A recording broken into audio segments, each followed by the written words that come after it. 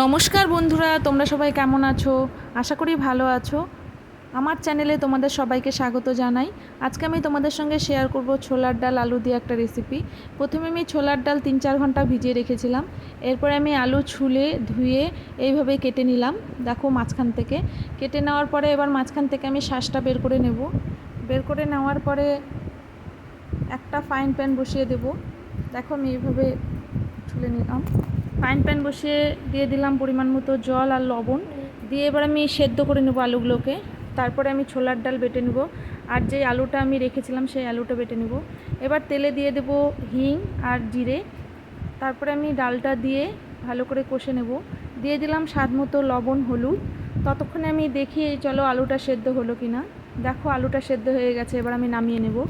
এরপরে ডালটাও কষানো প্রায় হয়েই যাচ্ছে। আদা জিরে লঙ্কা বাটা দিয়ে আমি ভালো করে কষে নেব। কষে নিয়ে নামিয়ে নেব। তোমরা এভাবে খেতে পারো, আমিষেও খেতে পারো, নিরামিষেও খেতে পারো। আজকে আমি আমিষই করলাম, নিরামিষটাও খেতে ভালো লাগবে। দেখো এভাবে পুর ভরে নেব। পুর ভরে নিয়ে একটা বাটি নিয়ে নেব। বাটিতে নিয়ে নেব কর্নফ্লাওয়ার আর দিয়ে দেব পরিমাণ মতো লবণ হলুদ। দিয়ে দেওয়ার পরে জল দিয়ে গুলে নেব। এরপরে কড়াইয়ে দিয়ে দিলাম সর্ষের তেল আর কর্নফ্লাওয়ারের মধ্যে চুবিয়ে এবার আমি তেলে ছেড়ে দেব। দেখো এইভাবে তেলে ছেড়ে দেব। হালকা ছড়িয়ে গেছে সেটা কোনো ব্যাপার না, ওটা ঠিক হয়ে যাবে। এরপরে আমি সম্পূর্ণ এইভাবে ভেজে নেব। একটু লবণ হলুদ দিয়ে ভাজবো। দেখো একদমই ডিমের মতো লাগছে দেখতে।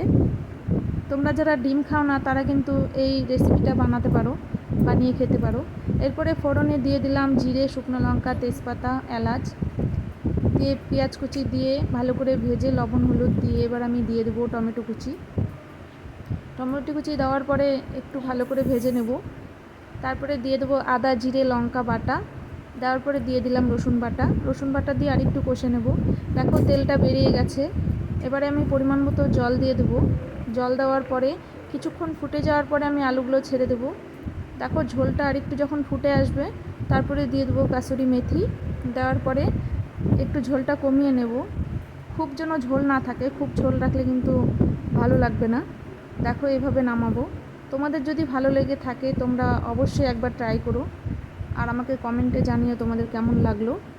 আর যদি তোমরা নতুন হয়ে থাকো চ্যানেলটা সাবস্ক্রাইব করে দেবে, সাবস্ক্রাইব করে দিয়ে আমার পাশে থাকবে। আজকের জন্য এই পর্যন্ত। আবার আমি নতুন রেসিপি নিয়ে তোমাদের সামনে চলে আসবো।